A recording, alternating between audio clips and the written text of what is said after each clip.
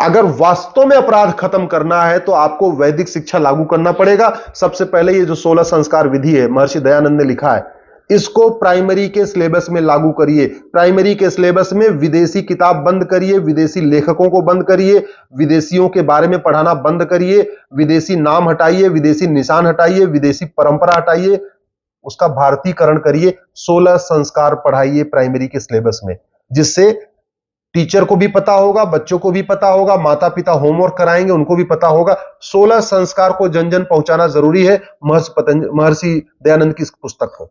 दूसरा, अगर आपको अपराध खत्म करना है, महर्षि दयानंद सरस्वती ने सत्यार्थ प्रकाश लिखा है, इसको प्राइमरी के सिलेबस में डालिए। सत्यार्थ प्रकाश पढ़ेगा बच्चा, उसका दिमाग ठीक होगा, मन शांत होगा। ओम। आप सभी को सादर प्रणाम। आइए अपनी कक्षा को आरंभ करते हैं। परमपिता परमात्मा की महती अनुकंपा से हम सभी को एक उत्तम ग्रंथ पढ़ने का सौभाग्य प्राप्त हो रहा है। भावना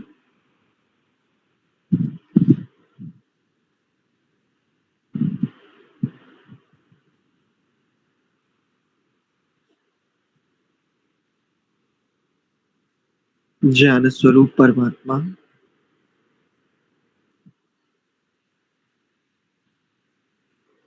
हम सभी के समस्त जीवों के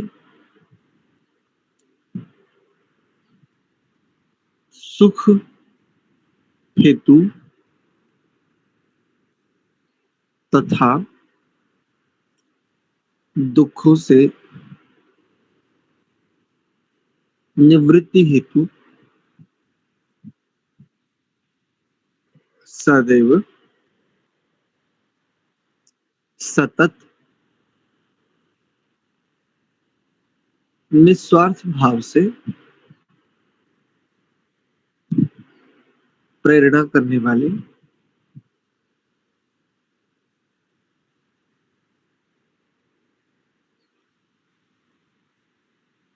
परम सहायक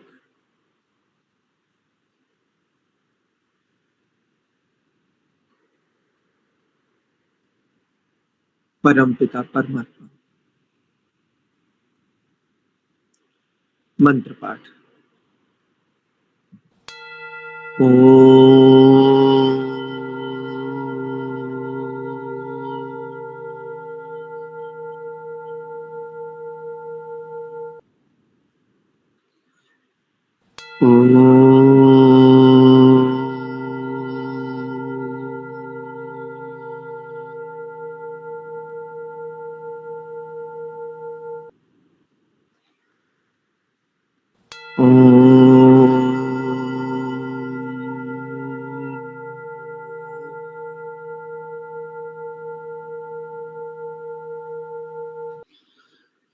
ओम सहना भवतु सहनौ भुनक्तु सह वीर्यं करवावहै तेजस्विनावधीतमस्तु मा विद्विषावहै। ओम शांति शांति शांति। ओम। आप सभी का पुनश्च हार्दिक स्वागत एवं अभिनंदन संस्कार विधि स्वाध्याय की इस कक्षा में। हम पिछले कई दिनों से चारों वेदों के प्रथम व अंतिम मंत्रों को स्मरण करते हुए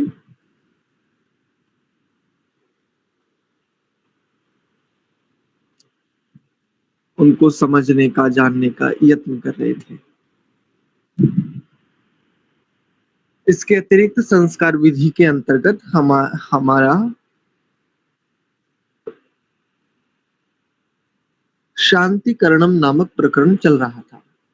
हमने आरंभ किया था, 2 मंत्र हम देख चुके थे। तो आज हम तीसरे मंत्र का आरंभ करेंगे। आइए देख लेते हैं।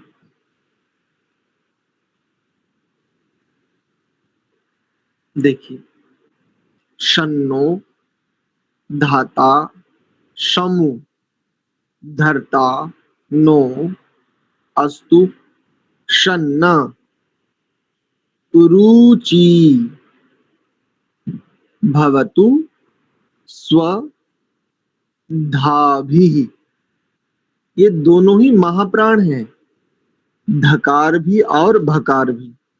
तो स्वदाभि ऐसा करके करते हैं उच्चारण कई लोग, अथवा स्वधाभि, ये दोनों ही अशुद्ध हैं। दाभि ही करेंगे तो भी और धाभि ही करेंगे तो भी, दोनों अशुद्ध है। स्वधाभि ऐसा। दूसरी पंक्ति देखिए, षण रोदसी बृहति शन्नो अदृश अथवा अद्रिहि, ऐसा भी कर सकते हैं। संहिता की दृष्टि से अदृश शन्नो देवानान, नाम नहीं करेंगे, देवानान सुहवानी, सुहवानी, सु अलग करेंगे फिर हवा और नी, सुहवानी संतु। एक बार उच्चारण देख लीजिए फिर आगे चलते हैं। देखिए, ओम शन्नो धाता समुधर्ता नो अस्तु शन्न उरूची भवतु स्वधाभिः शन्रोदसी बृहति सन्नो अदृशन्नो देवानां सुहवानि सन्तु। ये इसका उच्चारण कर। ठीक है, चलिए कुछ लोगों से सुन लेते हैं आप में से, ताकि आप लोगों को अभ्यास भी हो जाए थोड़ा। तो दर्शना की आईडी से कोई जुड़े हैं, दर्शना, आप बोलेंगे? ओम आचार्य जी, मांगेराम जी, नमस्ते। जी जी नमस्ते, बोलिए। ओम शन्नो धाता शम्मु धरिता नो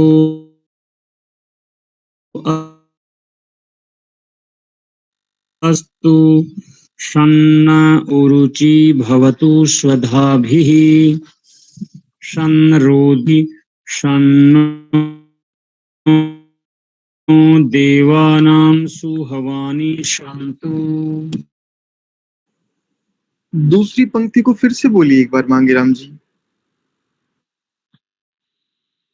ओ शन्रोदसी बृहति शन्नो अदृशन्नो देवानां सुहवानि सन्तु। हाँ ठीक है, बहुत अच्छा, बहुत सुंदर उच्चारण। बीच में प्रथम बार आपकी ध्वनि थोड़ी सी बीच में रुक गई थी। ठीक है, दीप्ति गुप्ता जी करके हैं, आप बोलेंगे? जी। ओम शन्नो धाता शमुधर्ता नो अस्तु शन्न उरूची भवतु स्वधाभिः शन्नरोदसी बृहति शन्नो आदृश शन्नो देवानां सुहवानि सन्तु। बहुत सुंदर, बहुत बढ़िया। आदृश नहीं करेंगे, आ नहीं, अदृश ह्रस्व। हाँ, बस ये एक ध्यान रखेंगे, उच्चारण आपका अच्छा था। धन्यवाद। ठीक है, हाँ जी जी जी, आपके पास भी आऊंगा, निश्चिंत रहिए। तो इनके बाद दिगंबर जी से सुन लेते हैं। जी आचार्य जी।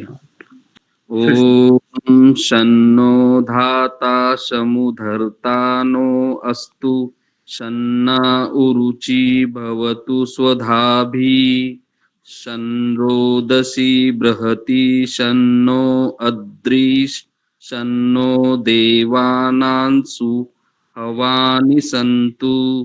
हाँ, बढ़िया। दो स्थानों पर देखो, दो स्थानों पर थोड़ा सा ठीक करो इसको। उरुचि नहीं करेंगे, उरुचि। दोनों में दीर्घ है ना, उकार भी दीर्घ है और चकार में ईकार भी दीर्घ है। एक और दूसरा, शन्नो अदृश, शन्नो अदृश, शन्नो देवानां सुहवानि सन्तु। जी अच्छा। ठीक है, अदृश्य ऐसा करेंगे। चलिए, दीप्तिका माता जी से सुन लेते हैं। ॐ शन्नो धाता समुधर्ता नो अस्तु शन्न उरुचि भवतु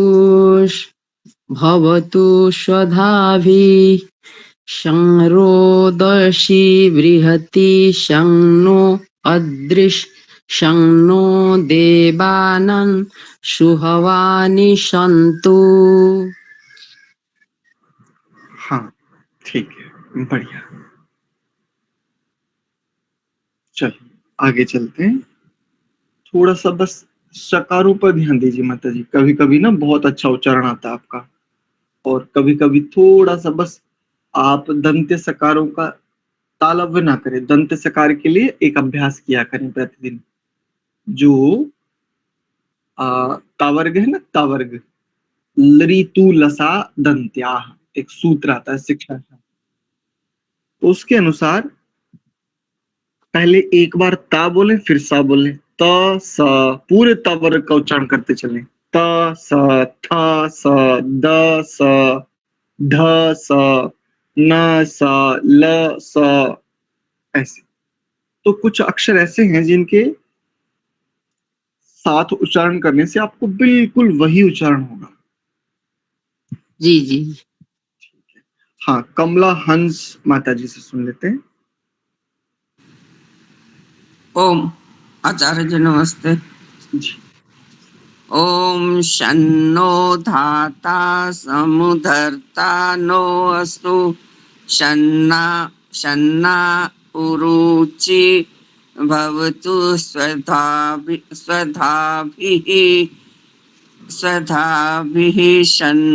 शन्नो संरोदसी बृहति शन्नो अदृश शन्नो देवानां सुहवानि सन्तु। बहुत बढ़िया उच्चारण आज तो आपका, बहुत ही सुंदर उच्चारण किया माता जी आज तो आपने, बहुत बढ़िया। धन्यवाद। हाँ, इनके बाद रवि जी से सुन लेते हैं। अनुकूलता है रवि प्रकाश जी? जी जी। बोलिए। ओम शन्नो दाता शमुधर्ता नो अस्तु शन्न उरुचि भवतु स्वदाभिः शं रोदसी बृहति शन्नो अद्रिः शन्नो देवानां सुहवानि सन्तु। बहुत अच्छा। एक बस थोड़ा सा आपको ध्यान देना, एक होता है अल्प प्राण और एक होता है महाप्राण। अल्प प्राण कहते हैं जिसमें कम दबाव, कम बल का प्रयोग होता है, या ये कहें कम प्राण खर्च करना पड़ता है। और एक अक्षर, उसके अगला अक्षर होता है, प्रत्येक पांचों वर्गों में अगला अक्षर होता है जिसमें अधिक बल अथवा अधिक प्राण खर्च करना होता है। जैसे आपने कहा शन्नो दाता, नहीं, शन्नो धाता, द ध त थ, ऐसे। ठीक है, बस इसका ध्यान दीजिए। जी महाप्राण का आपका उच्चारण अल्प प्राण आ रहा है। जी। ठीक है। एक प्रश्न है जी, ये देवानान और देवानाम केवल उच्चारण का भेद है या नहीं तो अर्थ में भी भेद आएगा क्या? जब संहिता की दृष्टि से उच्चारण करेंगे ना तो देवानाम करेंगे, देवानान। और जब इसका पदच्छेद करेंगे अर्थ जानने की दृष्टि से, तो वो स्वाभाविक रूप से देवानाम ही हो जाएगा। जैसे एक कक्षा में 87 विद्यार्थी हैं। अब 87 विद्यार्थियों की एक संज्ञा हो गई विद्यार्थी। और जैसे ही उन 87 विद्यार्थियों में से एक विद्यार्थी को खड़ा करके अलग करेंगे ना, तो उसका जो नाम है वही बिल्कुल नाम आएगा। अब एक विद्यार्थी को उसके नाम से पुकारना पड़ेगा कि अब आप बाहर आ जाओ। बस ऐसे ही इस मंत्र में भी समझो, जब संहिता में रहेगा, जब संहिता पाठ करेंगे तो उच्चारण होगा परवर्ती अक्षरों के आधार पर, परवर्ती कहते हैं बाद वाले अक्षरों के आधार पर, और जब उसको पृथक करेंगे अर्थात अर्थ जानने के लिए, तब अपने स्वरूप में आ जाएगा। ठीक है जी। अर्थ में तो भेद नहीं आएगा ना? अर्थ में कोई भेद नहीं आता। धन्यवाद आचार्य। सविता चौधरी जी से सुन लेते, इन्होंने भी हैंड रेज किया है।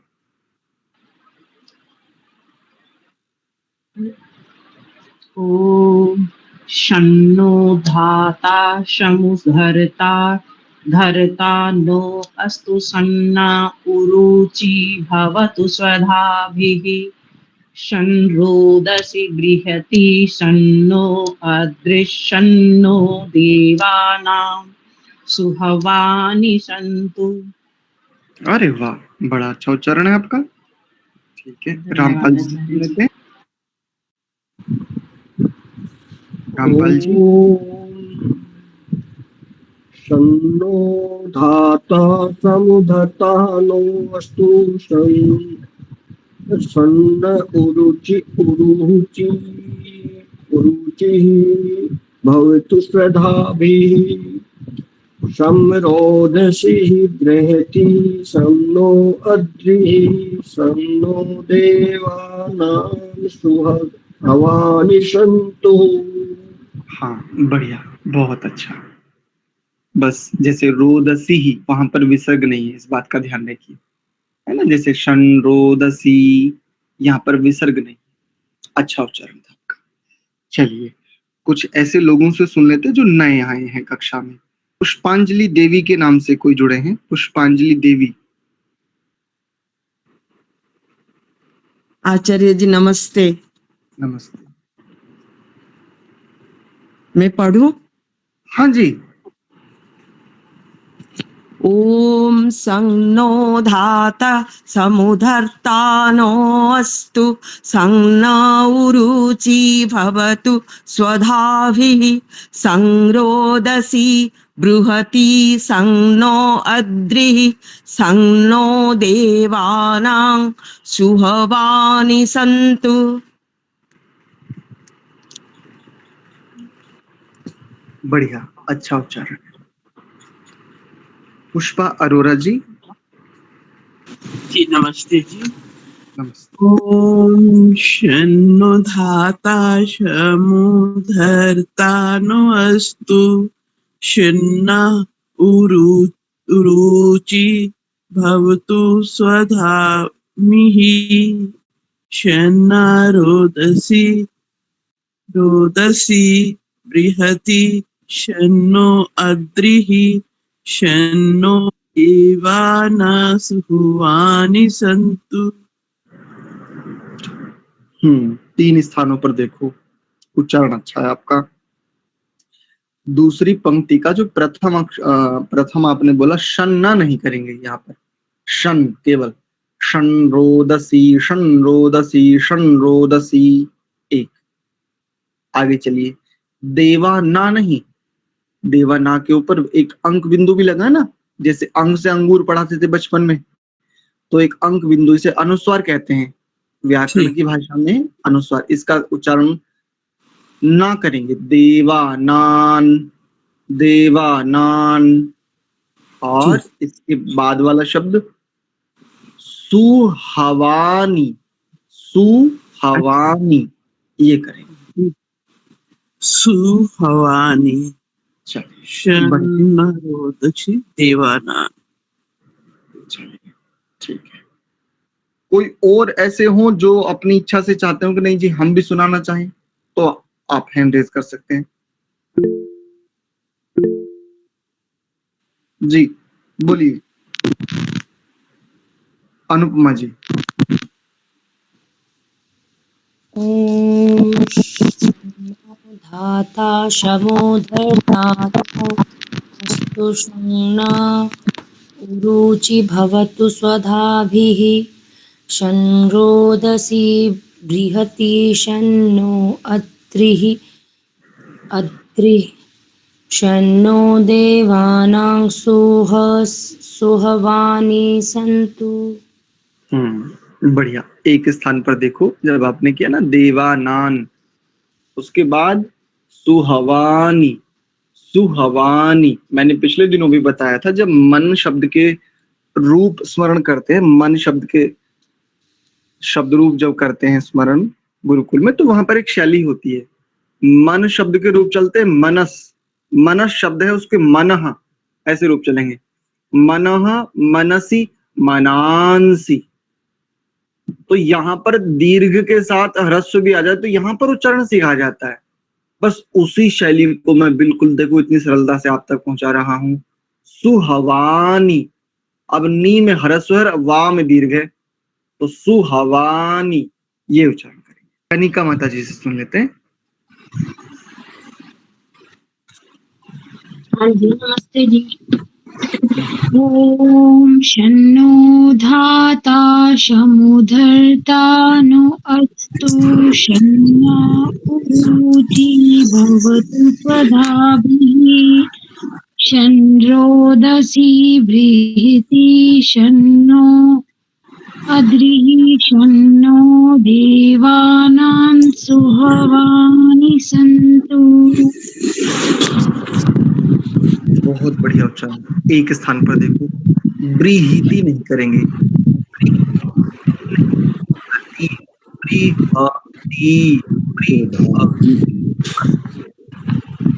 ठीक है माता जी? ठीक है, धन्यवाद। हाँ, कोई बात नहीं। हाँ, सत्य प्रकाश जी बोलिए तो। गुरु जी, कंठ खराब है, मैं बोलना नहीं चाहता, लेकिन एक शंका का चाहता हूँ समाधान। पूछिए। ये जो पीछे सुधा भी सुनता है ना, ऐसे ये क्या हलंत है के बाद ई की मात्रा लग सकती है क्या? विसर्ग तो हलंत है का रूप होता है। नहीं, आपका प्रश्न नहीं स्पष्ट हुआ, फिर से पूछिए। स्वदा भी बोलते हैं ना, भी ही। हाँ जी। ये हलंत है होता है विसर्ग का, तो इसके ऊपर ई की मात्रा कैसे लगती है? ये उच्चारण में अशुद्ध है या मुझे गलत सुन रहा है? ईकार के उपरांत विसर्ग है, स्वधा भी। स्वदा भी ये हाँ, है कि हाँ, विसर्ग सदैव अंतिम अक्षर के उपरांत ही होता है। सबसे अंतिम अक्षर इसमें ईकार है, ह्रस्व इकार। तो ह्रस्व इकार के भी उपरांत में विसर्ग है। आपको सुन रहा होगा ही, वस्तुतः वो ही नहीं है, वो ई के उपरांत ई, स्वधा भी। उच्चारण आपको ही होता है, वस्तुतः वो उच्चारण ई ही। ऐसे। ठीक, चलिए, धन्यवाद गुरु। चलिए इसके भाष्य को देख लेते हैं, थोड़ा सा बोध हो जाए कि हम लोग जो शांति करणम नामक प्रकरण में इन कुछ मंत्रों का उच्चारण करते हैं, इनका कुछ अर्थ भी है क्या, थोड़ा सा हमें समझ में आ जाए। मोटा मोटा कुछ तो स्मृति बनेगी कम से कम। आइए देखते हैं। धाता, सबको धारण करने वाला परमात्मा। नाशम, हमारे लिए सुखकारी। परमात्मा तो सुखकारी होते हैं, परमात्मा दुखकारी कभी ना हो, होते ही नहीं। तो ये क्या प्रार्थना है वेद में? परमात्मा तो है ही सुख स्वरूप, विशुद्ध नित्य सुख स्वरूप है परमात्मा, लेकिन यहां प्रार्थना का औचित्य स्पष्ट नहीं हुआ, ऐसा प्रायः प्रतीत होता है। किंतु सुख स्वरूप होते हुए भी वो विशुद्ध न्याय स्वरूप है, और न्याय स्वरूप होने से यदि हमारा कर्म उनकी आज्ञा के विरुद्ध चला जाता है, या यूं कहें सत्य के विरुद्ध चला जाता है, अथवा धर्म के विरुद्ध चला जाता है। अच्छा, इन सारे को छोड़ दो, कई लोगों को ये समस्या होती है, अरे क्या ये धर्म धर्म धर्म, हम तो परेशान हो गए, क्या परमात्मा परमात्मा परमात्मा, ऐसा भी एक भाव आता है कई बार। क्लिष्ट वृत्तियों में एक वृत्ति ऐसी भी उपस्थित होती है, प्रायः करके सबके भीतर होती है, अरे ये सत्य सत्य भैया थोड़ी देर के लिए पीछा छोड़ दो, अच्छा सब चीजें छोड़ो, जब स्वयं के विरुद्ध, स्वयं की इच्छा के विरुद्ध जब हम गति करते ना, तब परमात्मा की जो न्याय व्यवस्था है ना, परमात्मा जो न्याय स्वरूप है, बस, या यूं कहें ये जो जिसको यूनिवर्स, एक एक बात कही जाती है वर्तमान में, परमात्मा को स्वीकार करने में बड़ी समस्या होती है उन विचारों को। वो कहते हैं आप इस यूनिवर्स को जो दोगे वही आपको लौटाएगा। अरे बावरे हो तुम लोग, बावरे। यूनिवर्स तो नॉन लिविंग आइटम है, जड़ वस्तु है। जड़ वस्तु प्राय करके वैसा का वैसा ही ठीक न्याय करे, ये आवश्यक नहीं है। हाँ कुछ व्यवस्थाएं, क्योंकि व्यवस्था आपको दिख रही है, व्यवस्था व्यवस्थापक के आश्रय से होती है, बस आपको इतना सा बोध नहीं हो पा रहा। जैसे भी करके चलो आप व्यवस्था को देख पा रहे हो, स्वीकार कर पा रहे हो, ये ठीक है, लेकिन एक कदम और आगे बढ़ा लो। अरे भाई व्यवस्था बिना व्यवस्थापक के आश्रय से स्थिर ही नहीं रह सकती। बिना व्यवस्थापक के तो एक कहें एक कण भी व्यवस्थित नहीं हो सकता इस आधार पर। तो यहां पर अगर हम स्वयं के विरुद्ध आचरण करते हैं तो न्याय व्यवस्था से हम दंड के भागी होते। इसलिए परमात्मा हमारे लिए सुखकारी ही हो। इसके लिए एक बात कही जाती है, प्रायः करके हरियाणा का जो क्षेत्र है और पश्चिम उत्तर प्रदेश में भी ये बात प्रायः करके समझते हैं, आप लोग भी समझ पाएंगे। एक बात कहते हैं कि तिल बढ़े ना बढ़े, राई घटे ना। ये सामान्य कहावत है, लेकिन देखो कितनी गहरी, कितनी उत्तम शिक्षा है इसमें। तिल बढ़े ना बढ़े लेकिन राई ना घटे, राई घटनी नहीं चाहिए। अर्थात हम इस परमात्मा का विशेष, जिसे आनंद शब्द से कहते हैं, जिसे यहाँ इन्होंने सुखकारी कह दिया है, वो मिले ना मिले, लेकिन परमात्मा से दुख ना मिले, उनकी न्याय व्यवस्था में हम दुख भोगने के भागी ना हो, सीधी सी बात है। और आगे कहा धरता, धाता शब्द एक प्रकार से और धरता दो शब्द हैं। तो धाता शब्द का अर्थ धारण करता भी कर सकते हैं आप लोग, और उत्पन्न करने वाला ऐसा भी कर सकते हैं। दोनों अर्थ स्वीकार है। ऐसे ही अगला जो शब्द है यहां पर धरता शब्द है, तो धरता शब्द का भी मुख्य अर्थ में देखेंगे तो धारण करने वाला ही होना चाहिए। ठीक है, संशय में ना रहे। धाता शब्द का और धरता शब्द का दोनों का अर्थ धारण करने वाला भी हो सकता है और उत्पन्न करने वाला। धरता का तो मुख्य रूप से धारण करने वाला ही होगा। का धरता उ निश्चय प्रकार से निश्चित ही धारण करता जो परमात्मा है, उ निश्चय प्रकार से न अस्माकम हम सभी को, शम हम सभी के लिए, शम कल्याणकारी अस्तु हो। अर्थात सबको उत्पन्न करने वाला जो परमात्मा है वो हमारे लिए सुखकारी। ऐसे ले लो प्रथम वाले का, धाता न शम, इसका अर्थ ले लेते हैं सबको उत्पन्न करने वाला हमारे लिए सुखकारी हो, और धरता उ न शम, इसका अर्थ हम ले लेते हैं जो धारण करता परमात्मा है वो निश्चित रूप से हम सभी के लिए कल्याणकारी हो। तो उत्पन्न करने वाला सुखकारी हो, इसके पीछे का उद्देश्य हम ऐसे कर्म करें जिससे हमें जब जब देह आदि प्राप्त हो निकृष्ट स्थितियों वाली ना हो। उत्तम मिले ना मिले, लेकिन कम से कम ऐसी स्थिति तो बनी रहे जैसी वर्तमान में उपलब्ध है, जैसी वर्तमान में हमें प्राप्त है। इससे उत्तम बढ़ पाए वो तो बहुत ही उत्तम है, वो तो वास्तव में इस बात को सिद्ध करने वाला शम। लेकिन अगर इससे उत्तम ना प्राप्त कर पावे तो इससे निकृष्ट स्थितियों में ना जावे। यहां पर ये है उत्पन्न करने वाला हमारे लिए सुखकारी, और इसके साथ साथ अन्य दुख भी होते हैं। गर्भ में अनेकों प्रकार की वो जो पीड़ाएं हैं वो तो हैं, इसके अतिरिक्त भी कई बार माता पिता की असावधानी से अथवा अन्य किसी कारण से गर्भ में रहने वाले आत्मा को दुख होता है, और जन्म के समय, और अन्य प्रकार से देखें तो बहुत प्रकार के दुख उन सब के लिए। लेकिन मुख्यतः से यहाँ देखें तो उत्पन्न करने वाला जो परमात्मा है वो हमारे लिए सुखकारी होवे, अर्थात हमें जो भी देह अथवा जो भी साधन प्राप्त हो रहे हैं वह हमारे लिए अनुकूल हो, प्रतिकूल कदापि ना हो। ऐसा आगे कहा उरुचि, चहुं दिशाओं से नहा हम सबको संभवतु कल्याण ही प्राप्त हो गई। चहुं दिशाओं में हम केवल कल्याण ही में रहें, अकल्याण से बचे रहें। दूसरे शब्दों में कहें तो सुख में ही रहें, दुख से बचे रहें। और दूसरे शब्दों में कहें तो यस्य छायामृतम यस्य मृत्यु, उसके आश्रय में ही रहें।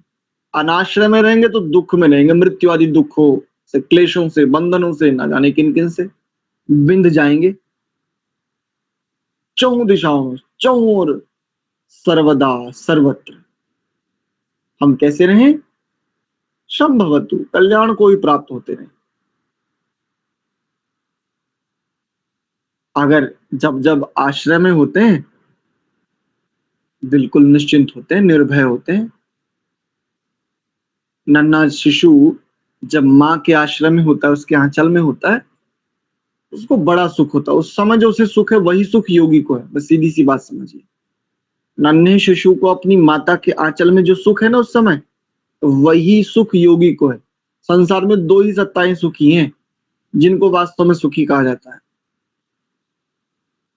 अन्यथा सबके लिए योग शास्त्र जैसा भी अनुशासन एक बात कहता है, सर्वम दुखम विवेकिनः, विवेकी पुरुष के लिए तो सर्वत्र दुख ही दुख है।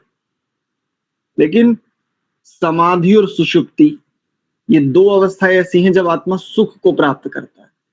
और समाधि और सुषुप्ति, सुषुप्ति कहते हैं गाढ़ निद्रा को, स्वप्न रहित निद्रा को। अब इन दो स्थितियों में प्रायः करके दो लोग होते हैं। शिशु को समाधि नहीं होती, लेकिन शिशु को गाढ़ निद्रा होती है, जिसे सुषुप्ति कहते हैं। और योगी के पास समाधि होती है। बस संसार में ये दो ही सुखी हैं, बाकी तो चाहे कुछ भी कहते रहे, बेचारे दुखी ही हैं।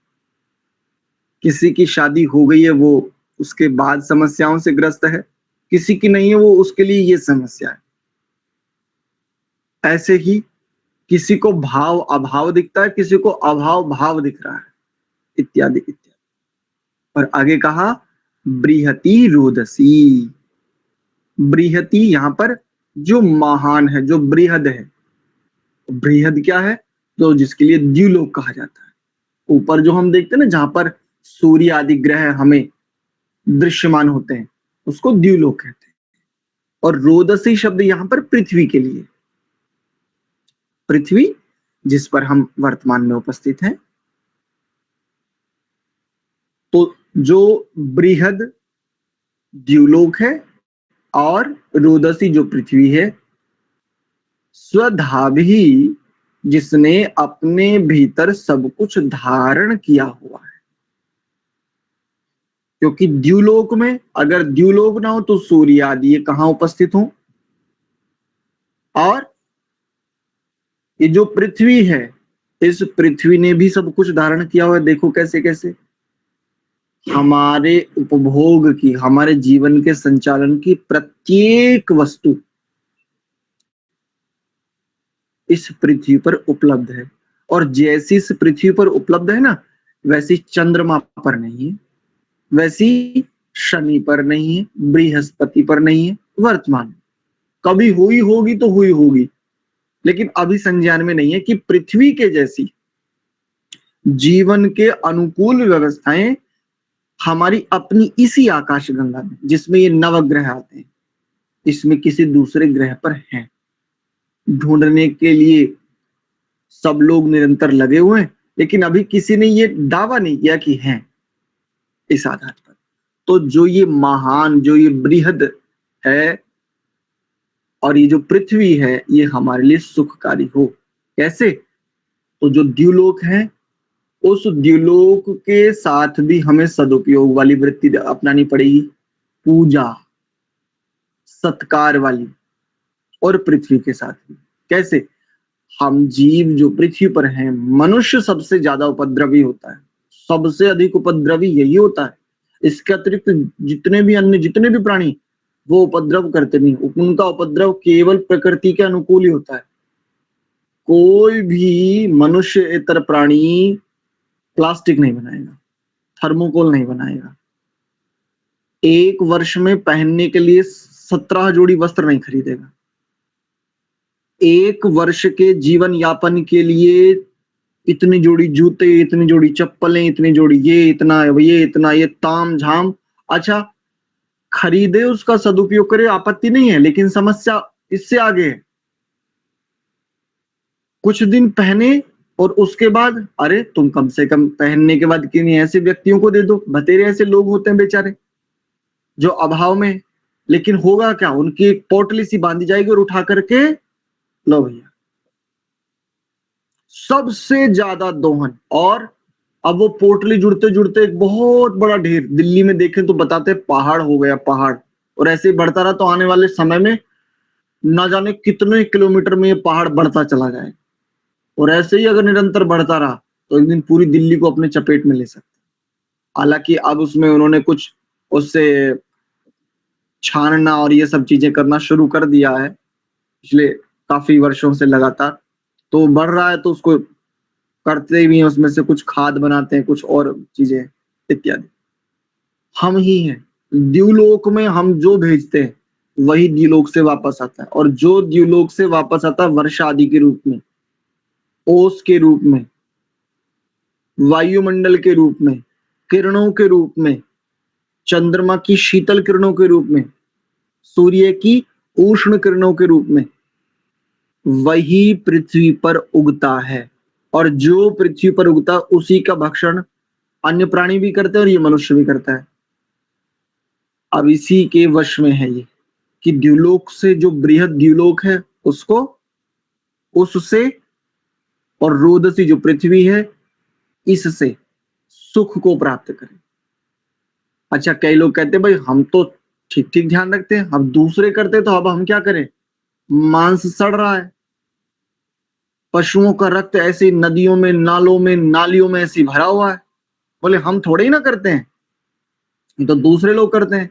अरे दूसरे करें चाहे तुम करो, भुगतना सबको है। अगर कहीं पर मान लीजिए एक कॉलोनी है, उस कॉलोनी में 70 घर हैं मान लेते हैं उदाहरण के लिए, और उनमें से एक घर ऐसा जिसके घर में मांस भक्षण होता है। अब ये 69 लोग कहे भाई हम तो मांस भक्षण नहीं करते, तो जो एक घर में मांस पक रहा होता है वो सूक्ष्म रूप में, सूक्ष्म कणों में विभाजित होकर के वाष्प की दृष्टि से अथवा अग्नि के संपर्क में जब उस मांस को पकाया जाता है, वो कणों में, सूक्ष्म कणों में विभाजित होकर के क्या आप सब लोगों तक नहीं पहुंचता? आप कैसे कह सकते हो कि हम मांस भक्षण नहीं करते? कैसे कह सकते हैं? बिल्कुल भी नहीं कह सकते। इसलिए आसपास में रहने वाले लोग भी अनुचित आचरण न कर पाए, विरुद्ध आचरण ना कर पाए। जो कोई कहे कि नहीं हमें बड़ा आनंद आता तो उसको उसकी उसी समय एक अंगुली काटो, और अंगुली काटो और उसको वहीं बिठाओ बढ़िया से मजबूती के साथ, 2-4 लठ रख करके, और उसी के सामने उसको फ्राई करो बढ़िया तरीके से, मिर्च मसाला ठोक करके, और अब बोलो ले अब इसे खा। अगर वो दर्द को चिल्लाए तो 2-4 और दो बढ़िया करके मिला करके, और बोले अब इसे खा, और इसे खा और इसमें सुख लेकर के दिखा। क्या सुख ले पाएगा? बस उसको अब ये समझाओ, ये है स्वयं के विरुद्ध आचरण। तुझे तेरी केवल एक अंगुली काट करके हमने फ्राई करके बड़े अच्छे से तुझे दिया, तुझे इतना कष्ट है, लेकिन जिनके तू प्राणों को ही हरण कर रहा है, जिनके गले काट रहा है, जिनके पूरे शरीर को खा जा रहा है, दुष्ट, विचार कर। इसलिए मैंने कहा कि न्याय व्यवस्था को भी स्वीकार न करें, ईश्वर को भी स्वीकार न करें, तो स्वयं के लिए भी देखें कि स्वयं के विरुद्ध आचरण हो रहा है। और आगे कहा अद्रिहि नाह शम, जो पर्वत हैं ये हमारे लिए सुखकारी। प्रायः करके आज एक बड़ी, क्या इसको कहें, बड़ा ट्रेंड है, बड़े बड़े पर्वतों को तोड़ करके उनके भीतर से सुरंगें बनाई जा रही। रोड निकाले जा रहे हैं, अनेकों प्रकार के ऐसे कार्य हो रहे हैं, और इसके लिए वो कहते हैं ये विकास है, विकास। चलो मान लिया ये विकास है, लेकिन विकास करने वाले विकासशीलों, तुम्हें एक बार ये बोध है कि इन पर्वतों की, ये जो पहाड़ है, ये जो बड़े बड़े पर्वत हैं, इनकी प्रासंगिकता क्या है? ये किस लिए होते हैं? कभी ये विचार भी करते हो? बस जीडीपी, आर्थिक व्यवस्थाएं, सारी आर्थिक व्यवस्थाएं इन्हीं से संपन्न होगी। अपने विनाश को आमंत्रित कर रहे हैं। जब जब पहाड़ों को अत्यधिक काटा जाता है, सामान्य रूप से लाभ लेने की दृष्टि से अगर उपयोग किया जाए तो ठीक है, फिर भी धीरे धीरे करके, लेकिन जिस गति से वर्तमान में दोहन हो रहा ना, ये बड़ा खतरनाक। पर्वत तो हमारे जीवन के बहुत बड़े हितैषी हैं, बहुत सारी ऐसी स्थितियों को रोकते हैं जिससे जनजीवन व्यवस्थित बना रहता है। अगर सारे पर्वत हटा दिए जाए ना, कल्पना करो सारे पर्वत हटा दिए गए भारत में, अपने देश इस भारत में से, मात्र कुछ घंटों में पता चल जाएगा, कुछ घंटों में, दिन की बात नहीं कर रहा हूं, इत्यादि। तो पर्वत हमारे लिए सुखकारी हो।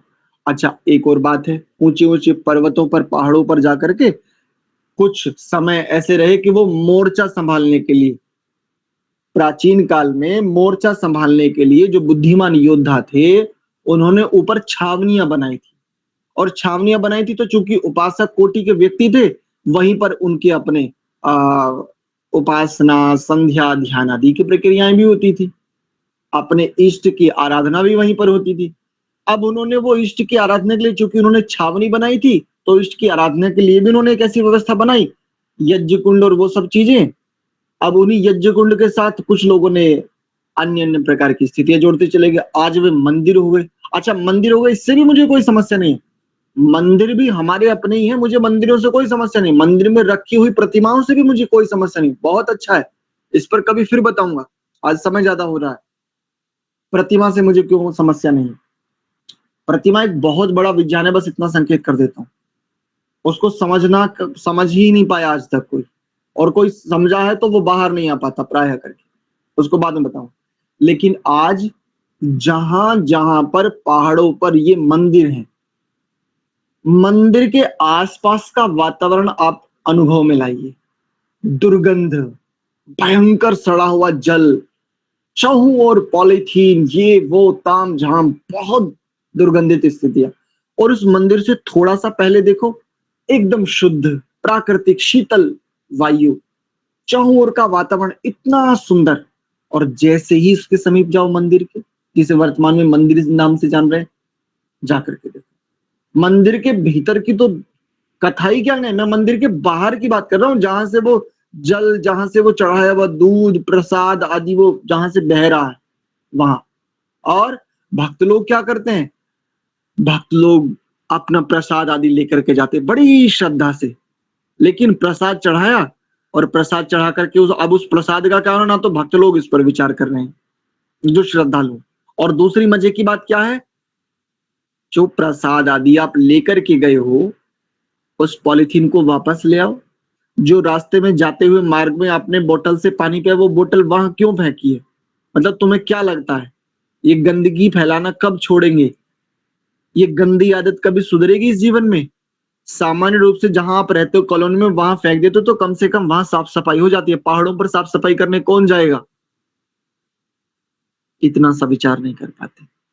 और ऊंचे ऊंचे पहाड़ों पर इतना शोर करते हैं, इतना शोर करते हैं। पिछले दिनों ही अगर आपने देखा हो, केदारनाथ पर बहुत ज्यादा साउंड किया गया, तो वहीं पर बहुत ज्यादा ध्वनि प्रदूषण किया गया ढोल नगाड़ों से। वहीं के स्थानीय लोगों ने उन लोगों को जम करके भर्त्सना की कि तुम लोगों को कितना पता है पहाड़ों के विषय में, और यहाँ केवल उतने ही वाद्य यंत्र बजेंगे जितने पहाड़ के लोगों ने विकसित कर रखे हैं पिछले अनेकों वर्षों से। इसके अतिरिक्त कोई वाद्य यंत्र आप नहीं बजा सकते।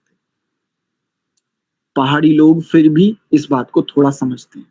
अस्तु, तो पर्वत हमारे लिए सुखकारी हो, आशा करता हूं आपको बहुत कुछ स्पष्ट हुआ हो। देवानाम सुहवानी नह शम संतु। देवानाम सुहवानी, जो देवों के उपदेश हैं, नह हम सबके लिए, शम कल्याणकारी, संतु हो जाने। अब पूरी जो ऊपर की जो सारी बातें हैं, धाता नह शम, धर्ता उ नह शम, उरुचि नह शम, बृहति रोदसी स्वधाभी शम, अद्रिहि नह शम। अब इन चारों के विषय में हम जानना चाहें तो कैसे जाने? तो कहा देवानाम सुहवानी, जो देवों के उपदेश हैं, प्रवचन है, आख्यान है। देव दो लोगों को कहते हैं, सबसे पहले परमात्मा को और फिर मनुष्य को। अब मनुष्य में भी दो आ जाते हैं, सबसे पहले ऋषि और उसके बाद विद्वान। सर्वप्रथम ऋषि, उसके उपरांत धार्मिक, हितैषी, निश्चल, निष्कपट विद्वान। विद्वत्ता में भी एक बड़ी खतरनाक ऐषणा होती है, खतरनाक, लेकिन विद्या का प्रयोजन है। जिसको ये बोध है ना, विद्या सप्रयोजन है, निष्प्रयोजन नहीं है। कुछ लोग विद्या, मतलब इसको ऐसे कहूंगा, विद्या भी साधन है। अब साधन है तो इसका प्रयोजन है, इसलिए विद्या सप्रयोजन है, निष्प्रयोजन नहीं है। जिस विद्वान को ये बात स्पष्ट है ना, वो विद्या को साधन ही समझता है। और जो विद्या को भी साधन समझता है, वो दूसरे के लिए उपदेश भी विद्या को साधन रूप में ही करता है। लेकिन जो विद्या को ही साध्य माने बैठे हैं, अनेकों लोग हैं ऐसे, और सब जगह है। केवल अपनों को ही मत कोसा करो, ये ठीक नहीं है। सब जगह ये स्थितियां हैं, और ये एक ऐषणा है, ये एक ऐश्वर्य है। अगर ऐषणा आपको दुखदाई लग रही है तो ये एक ऐश्वर्य है, और इस ऐश्वर्य से सुख मिलता है। लेकिन यहां पर बड़ी सुंदर बात है, देवानाम सुहवानी, देवों के जो सुंदर उपदेश हैं, उनके जो आख्यान है, उनसे हमें ये दिशा मिलेगी, हमें ये बोध होगा कि हम उपरोक्त सभी स्थितियां जो कही गई हैं, उनसे कैसे सुखी होंगे। बस इतना, ठीक है। भावार्थ के रूप में देखो, इन्होंने कुछ भावार्थ दिया है, वो मैं आपके लिए पढ़ भर देता हूं। हे प्रभु, जिस शक्ति से विश्व को उत्पन्न किया, जो इसे धारण कर रही है, इन चारों दिशाओं में, इन चहुं दिशाओं में विस्तृत जो समाया हुआ है, व्यापक है, जिसके लिए बृहदि शब्द था। ज्यूलोक और पृथ्वीलोक में जो सूर्य, चंद्र, नक्षत्र, अग्नि, वायु आदि नाना प्रकार के पदार्थ समाये हुए हैं, वन, पर्वत जो तुम्हारी महिमा गा रहे हैं, विद्वानों के सुंदर सुंदर उपदेश, ये सभी हमारे लिए कल्याण को देने वाले हों। ये इसका भावार्थ, ठीक है। तो मेरी ओर से इस मंत्र के साथ इतना ही। आपका किन्हीं का कोई प्रश्न है तो पूछ सकते हैं, अन्यथा फिर कक्षा को विराम देते हैं।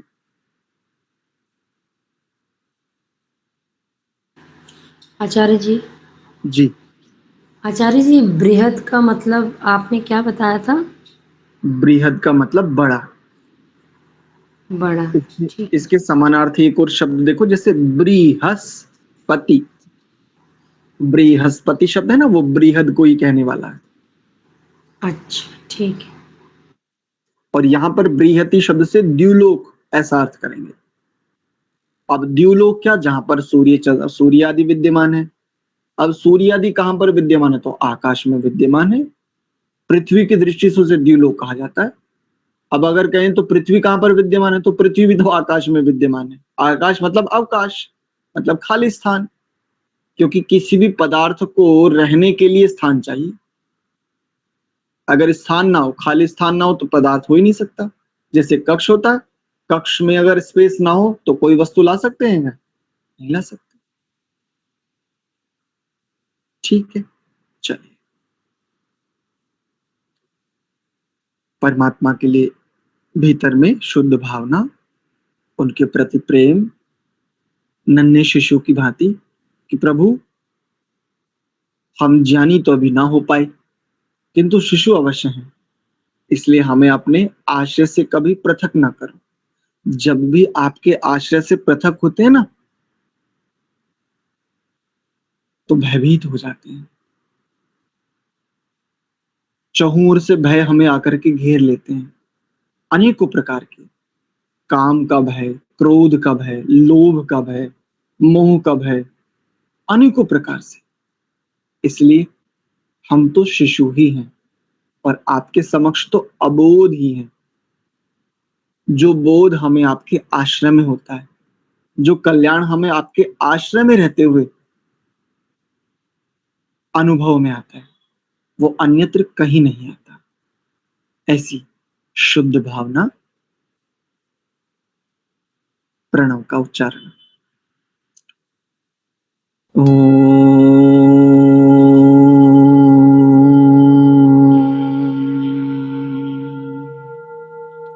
शांति शांति शांति। आप सभी को बहुत बहुत धन्यवाद। सार्थक प्रणाम। नमस्ते, नमस्ते आचार्य जी।